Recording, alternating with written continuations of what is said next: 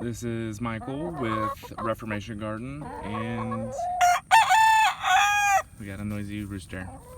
But a couple days ago, back on Tuesday, I think that's the 3rd, I was out here in the rain, taking care of the chickens and the rabbits, and just left. And right as I left, the neighbor told me that a pit bull came out here and killed 5 of my chickens. It's unfortunate.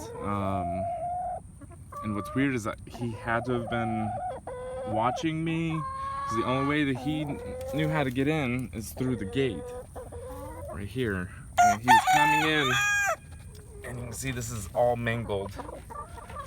The straps didn't give out, so that's good. But I had zip ties acting as a hinge, and he snapped these and got in and killed Pauladine, Cray, 2 of the cookies and cream gang, and 1 of the black chickens, which is, I call them the Oiler gang. So it's unfortunate. So I've doubled up the hinges. I have more hinges, and I have them doubled. So there's 2 here. So hopefully these won't give out. My neighbor said he came and got the dog a couple times with a pellet gun. He said he shouldn't be coming back. But that's been the loss this year so far. Unfortunately, he destroyed the tarps, just ripped them right off, so I have to go get more tarps, make sure they're kept dry. I just came out here. I'll make sure it's, yeah, I can see some feathers. I gave them all the eggs that I had for the day as a small thank you. I don't have much, but I definitely need to give him my number so he can call me, because it happened right as I left, or right after I left and headed to work. So what I did with the 5 bodies is I'm starting another hugel. See here, I've got a hugel here, and then I did a swale, and I buried them. Not so much, you can kind of see some flies hanging around here.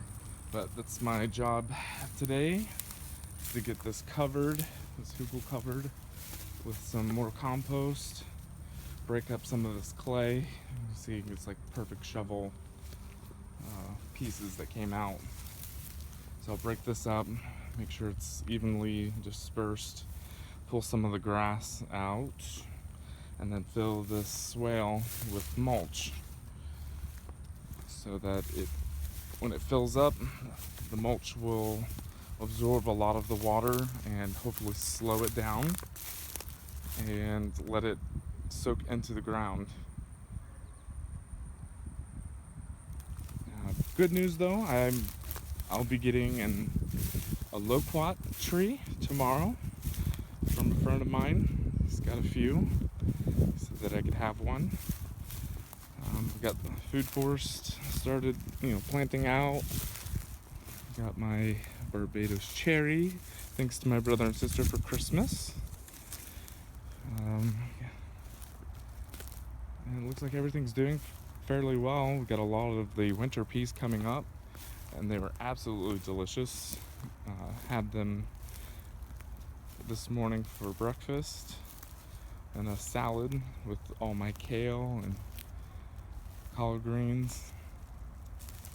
Looks like we're getting some blooms. So, yep, that's the life on the farm. It's life and death. Just gonna have to accept it, and used their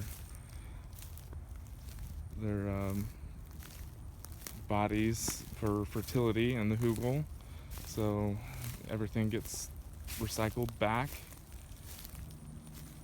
Other than that, that's what's been going on so far. After the new year, I'll be getting some of this mulch and compost on the hugel, or around the hugel. There's the 18-day compost, a little dried out on the top, but it's nice and fertile underneath. And here's the mulch pile. Mulch piles, multiple, several. And as you can see here, I've done a lot of mulching so far. The mulch was all the way up to this line here.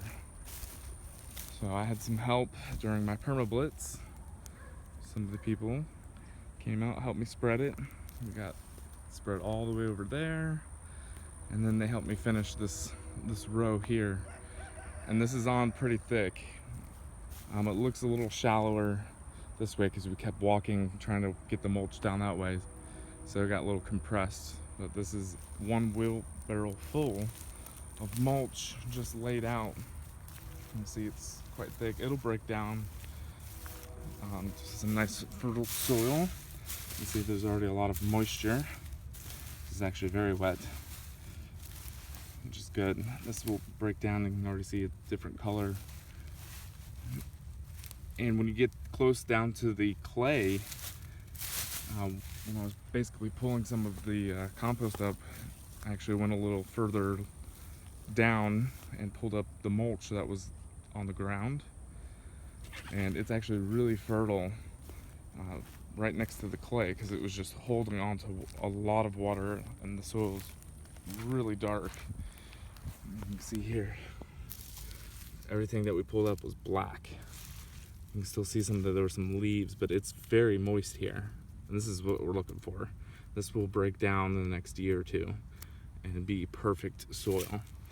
So that's why I also fill up the swale, as I showed you, with mulch, because as time comes, I can actually unbury all of the mulch and then put it on top of the hugel to add more fertility, and then put down more mulch and let the process start all over again. I've got a little hay bale here. I dumped a lot of seed in here because it's gonna get a little cold this weekend, so I'll put the glass back over the top of it to keep them from freezing, because these are little lettuce seedlings all popping up through here. I was hoping to get more lettuce than kale this year, but nothing took off in the old swale except for 3 lettuce plants. I'll show you here. This is the kale that's doing wonderful. I've actually taken a lot of leaves off yesterday. Again, more peas. Some type of, here you go, here's the lettuce. It's absolutely delicious. We got more kale popping up. These are transplants from weeks after these here that done so well. So we know it's fertile. I got some old summer stuff still in here. I'm trying to let some of this ochre dry out so I can keep the seed for next year. This is Mike with Reformation Garden. Keep on growing.